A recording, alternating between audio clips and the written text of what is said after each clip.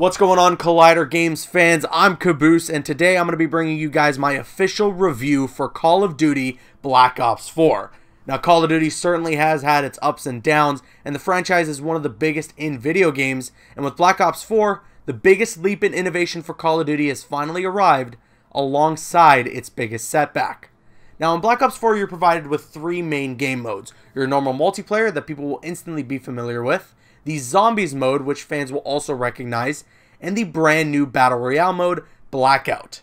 Now, first things first, when it comes to multiplayer, it's nothing you haven't seen before, especially within the Black Ops franchise specifically. The gameplay is fast-paced, moving a million miles per second, but with a new health system where you need to rely on healing yourself using stim packs, gunfights now have a lot more variables to them.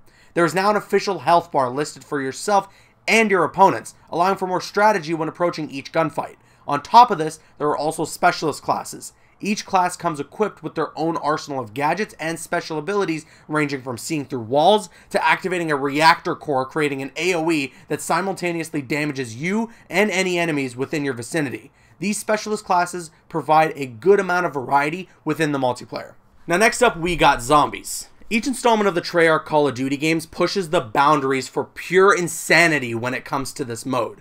And while I can appreciate the ridiculousness, it also feels so far separated from what the core of Zombies always was, a horde mode.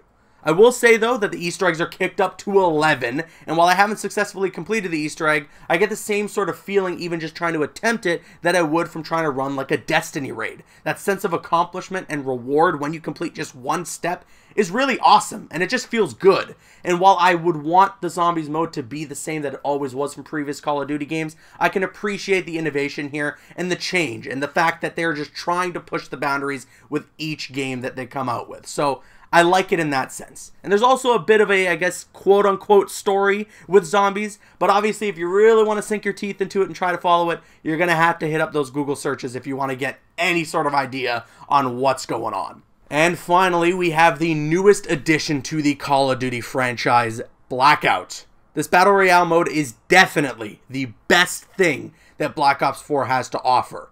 It has a well-organized inventory system that benefits for both PC or console players, a large map with plenty of locations that people will recognize as both fans of Call of Duty multiplayer and Zombies, and it's just a ton of fun.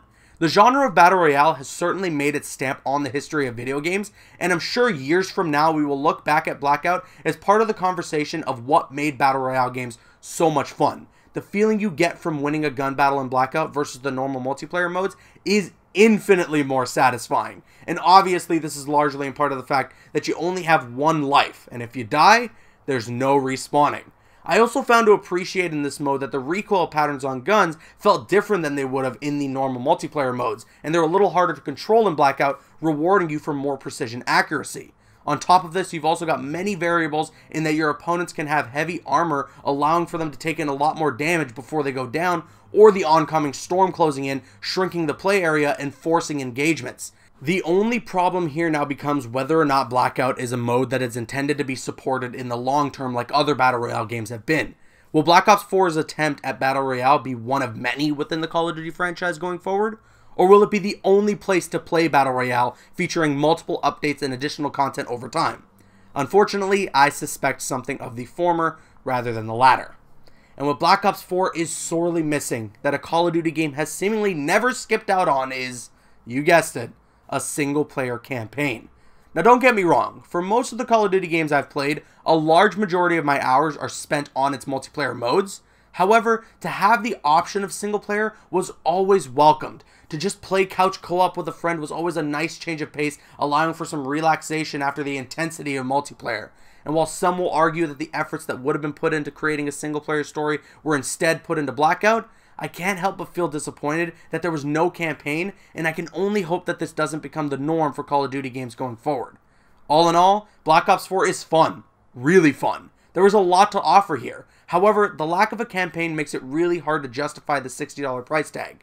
I'm going to give Black Ops 4 a 7 out of 10.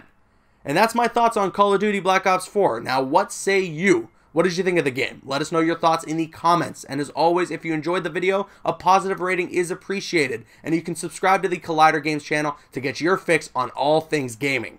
I've been Caboose, and I'll see you guys later.